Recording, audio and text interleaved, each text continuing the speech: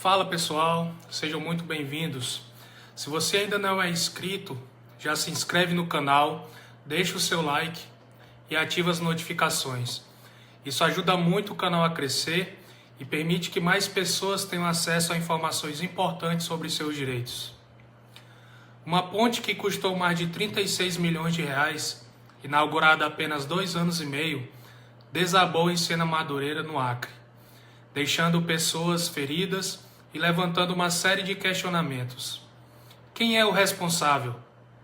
A construtora? O governo do estado? Os engenheiros da obra? Pode haver crime? As vítimas têm direito à indenização? Hoje eu vou explicar tudo isso de forma simples, mas com fundamento jurídico. O que aconteceu?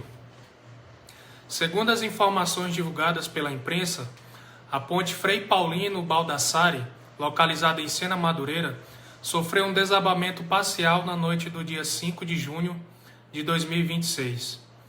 O caso chama ainda mais atenção porque a ponte havia sido interditada apenas um dia antes por apresentar sinais de risco estrutural. A obra custou aproximadamente 36 milhões aos cofres públicos e foi inaugurada há cerca de 2 anos e meio. Além disso, vídeos divulgados nas redes sociais já mostravam rachaduras e frestas na estrutura. Aqui eu trago um primeiro questionamento.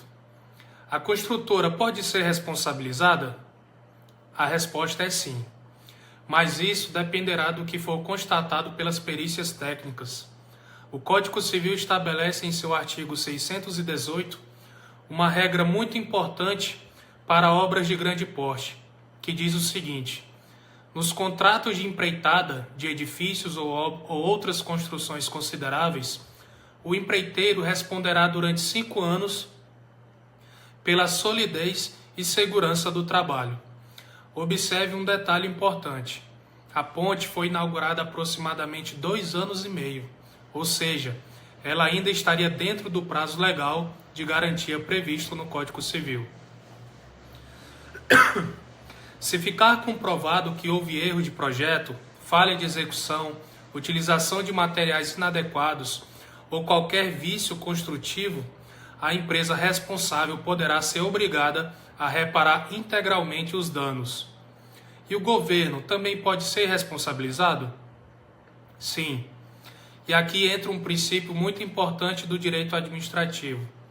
O artigo 37 da Constituição Federal estabelece a chamada responsabilidade objetiva do Estado. As pessoas jurídicas de direito público responderão por danos que seus agentes causarem a terceiros. Isso significa que as vítimas não precisam provar culpa do Estado. Basta demonstrar o dano, a atuação estatal e o nexo causal. Se alguém ficou ferido em razão do desabamento da ponte pública, existe uma forte possibilidade de responsabilização do Estado pelos prejuízos sofridos. Mas e se o problema for da construtora? Muita gente pensa que isso exclui a responsabilidade do Estado, mas não exclui. Na prática, a vítima pode buscar indenização contra o Estado. Depois, se ficar comprovada culpa da empresa, o Estado poderá mover uma ação regressiva para cobrar da construtora aquilo que pagou. Existe responsabilidade dos engenheiros? Dependendo da conclusão das investigações, sim. Engenheiros responsáveis pelo projeto, fiscalização ou execução podem responder civilmente e até criminalmente. Tudo dependerá da identificação de eventual negligência, imprudência ou imperícia. E pode haver crime? Essa é uma das perguntas mais importantes.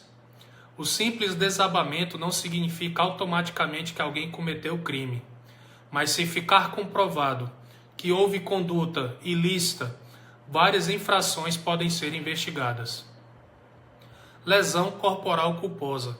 Se os feridos sofreram lesões por negligência ou imprudência de responsáveis pela obra, pode ser analisada a ocorrência de lesão corporal culposa, artigo 129 do Código Penal.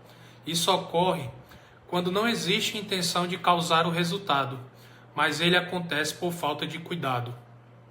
Se eventualmente houver vítimas fatais, pode ser investigado homicídio culposo, em seu artigo 121 do Código Penal. Novamente, sem intenção de matar, mas decorrente de negligência, imprudência ou imperícia. Crimes relacionados à licitação e obras públicas. Se as investigações identificarem superfaturamento, fraude na execução da obra, utilização de material diverso do contratado ou qualquer irregularidade na licitação, podem surgir responsabilidades previstas na Lei 14.133 de 2021, que é a nova Lei de Licitações.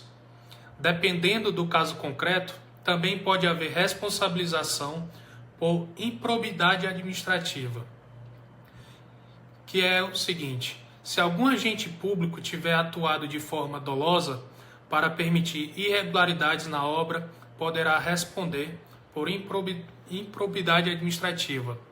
Lei número 8.429 de 92.